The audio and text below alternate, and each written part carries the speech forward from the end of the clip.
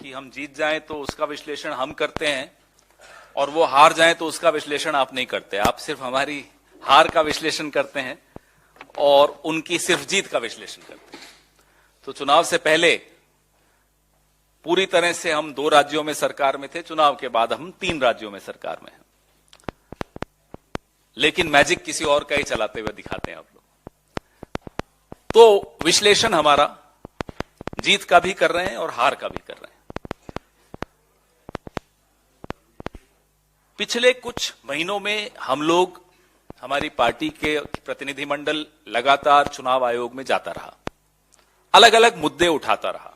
प्रचार से संबंधित, मॉडल कोड ऑफ कंडक्ट की अवहेलना से संबंधित, एनसीपीसीआर से संबंधित, जहां एक बच्ची का इस्तेमाल किया जा रहा था मोदी जी के प्रचार में।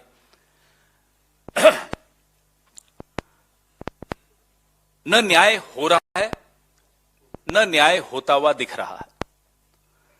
इसलिए आपके समक्ष हम हैं। बड़ा महत्वपूर्ण और बहुत गंभीर एक मुद्दा है गुजरात चुनाव को लेकर।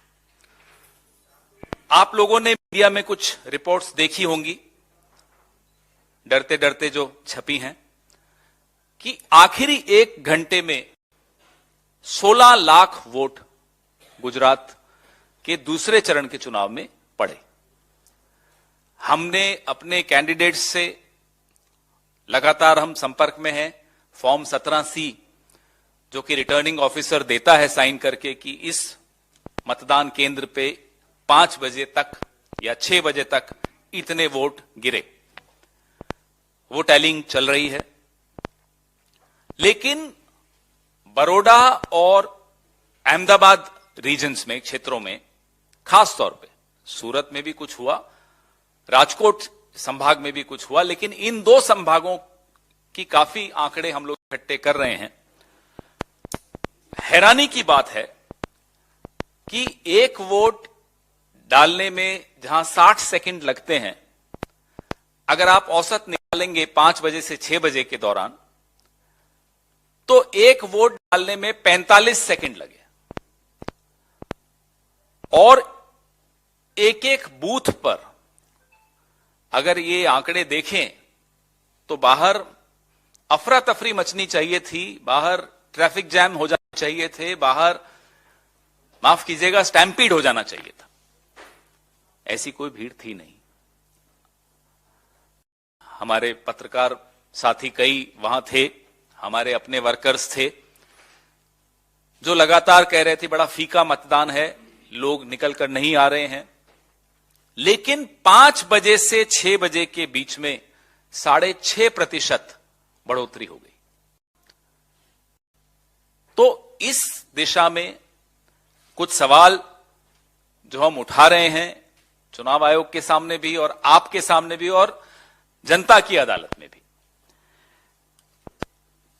संजय पटेल हमारे एक उम्मीदवार, 144 रावपुरा बड़ौदा संभाग की एक सीट है, उससे हैं। 5 बजे उनके यहां 51% मतदान हुआ। वो अपने वर्कर्स के साथ अलग अलग मतदान केंद्रों पर उस वक्त घूम रहे थे, जैसा कि सारे उम्मीदवार करते हैं हर पार्टी के, और लोगों को प्रेरित भी कर रहे थे कि भाई निकलिए वोट देने। लेकिन 5 बजे के बाद, और भीड़ वो बताते हैं कि बहुत कम थी मतदान केंद्रों पर, 6 बजे 57.68% वोट हो गया। कहां से आया ये वोट, न संजय पटेल जी जानते, न कोई और उम्मीदवार जानता है। वो एक ही जानता है जो सबका मालिक एक है, कि ये आए कहां से ये वोट। और ये कहानी जो कि मैंने आपको रावपुरा की बताई, 144 विधानसभा क्षेत्र की बताई, ये कहानी आपको कमोबेश तमाम विधानसभाएं जो अहमदाबाद और बड़ौदा संभाग में आती हैं, उनमें ये कहानी आप आज इस प्रेस वार्ता के बाद अपने साथियों से फोन करके पूछेंगी या पूछेंगे, तुरंत आपको ये कहानी सुनाई देगी। और ये हर जगह हुआ, भावनगर में हुआ, बड़ौदा में हुआ, अहमदाबाद में हुआ, सूरत में हुआ। अब ये रावपुरा में 281 बूथ हैं, 281 बूथों पे 1 घंटे में 16,000 वोट पड़ गए। मतलब 1 मिनट में 57 वोट। आप कैलकुलेट कीजिए कैसे संभव है, न कोई बाहर लाइन लगी हुई, न अफरा तफरी, लेकिन इतने वोट वहां पड़े। ऐसे ही वीवीपैट्स की तुलना कुछ मशीनों पे की, तो एक तुलना अभी मैं जिनसे फोन पे बात कर रहा था वो बता रहे थे, मैं आपको वो आंकड़ा देता हूं कि कांग्रेस की उसमें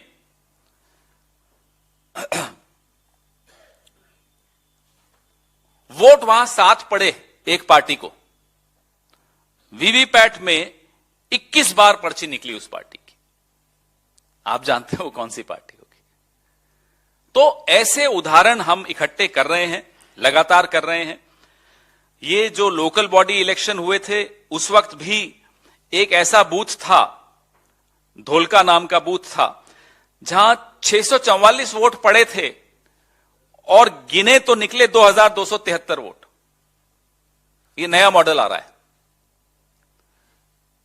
इच्छाधारी वोट। साहेब ने इच्छा कर ली, वोट पड़ गए। लोगों की जरूरत नहीं है, मशीनों की जरूरत नहीं है, वोटर की जरूरत नहीं है, पत्रकारों की तो जरूरत है ही नहीं, विपक्ष की जरूरत तो आप जानते हैं खत्म हो ही रही है, करना ही चाह रहे हैं ये लोग, विपक्ष मुक्त भारत बना ही रहे हैं। लेकिन ये जो चुनाव मुक्त भारत हो रहा है, लोकतंत्र मुक्त भारत हो रहा है, इस विषय में हमें और आपको गंभीरता से आवाज उठानी होगी, नहीं तो बहुत देर हो चुकी होगी, सब कुछ लुट चुका होगा। वेजलपुर 1 घंटे में 8.14% बढ़ा। ये मतलब सोच नहीं सकते आप, इस तरह से बढ़ा। फिर कहा जाता है कि साहब टैलिंग में टाइम लगता है, टैलिंग। ये 5 बजे के आंकड़े आ चुके थे, उसके बाद कोई भीड़ नहीं थी। ये कौन सी टैलिंग हो रही है कि सीधा 8%, 6.5%, औसतन 6.5% पूरे गुजरात में बढ़ा। हम और आप, गुजरात, आप में से कई लोग मुझे वहां दिखे थे। वोटिंग परसेंटेज प्रथम चरण द्वितीय चरण में कम हुआ था। जिस तरह का गुस्सा और रोष था वो सबको दिख रहा था। आप में से कुछ लोग छाप भी रहे थे, लिख भी रहे थे। उसमें रूलिंग पार्टी का वोट शेयर 5% बढ़ जाए, ये सुनकर भी अटपटा सा लगता है। तो ये कौन सा मॉडल है? नरोडा में 5 बजे डिक्लेयर हुआ 45%, 25% वोट। 6 बजे हो गया वो 52.78%, 7.5%। और नरोडा का कैंडिडेट हमें बता रहा है कि साहब भीड़ थी नहीं, ये वोट कहां से आया?